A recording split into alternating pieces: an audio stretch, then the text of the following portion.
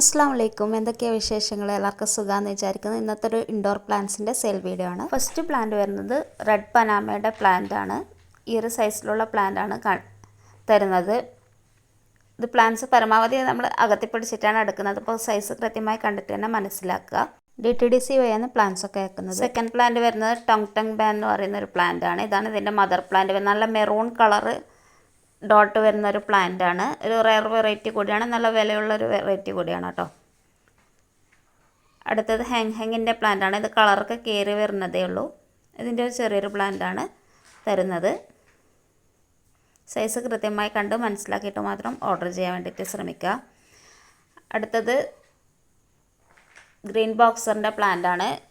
ഇതിൻ്റെ ഈ ഒരു സൈസിലുള്ള വലിയൊരു പ്ലാന്റിന് 150 രൂപ, അതുപോലെ തന്നെ ഒരു കുറച്ചുകൂടി ചെറിയ സൈസിന് 100 രൂപയാണ് റേറ്റ്. അതുപോലെ തന്നെ ഈ ഒരു കലാത്തി, അതിൻ്റെ വലിയ പ്ലാന്റിന് 130 രൂപ, ചെറിയ പ്ലാന്റിന് 90 രൂപയാണ് റേറ്റ്. ചെറിയ പ്ലാന്റ് അല്ല, അത്യാവശ്യം വലുപ്പമുള്ള പ്ലാന്റ് തന്നെയാണ്.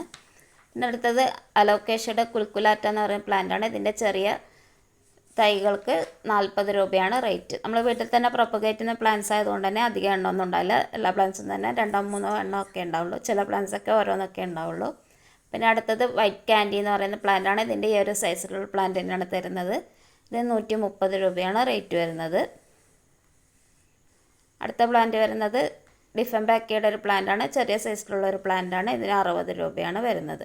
അപ്പോൾ പ്ലാന്റ്സൊക്കെ എല്ലാവർക്കും ഇഷ്ടമായെന്ന് വിചാരിക്കും. വീഡിയോ ഇഷ്ടപ്പെട്ടെങ്കിൽ വീഡിയോ ലൈക്ക് ചെയ്യുക, കമൻറ്റ് ചെയ്യുക, സബ്സ്ക്രൈബ് ചെയ്യുക. ഇൻഷാ അല്ലാഹ് ഇനി നല്ലൊരു വീഡിയോ ആയിട്ട് വരാം. താങ്ക്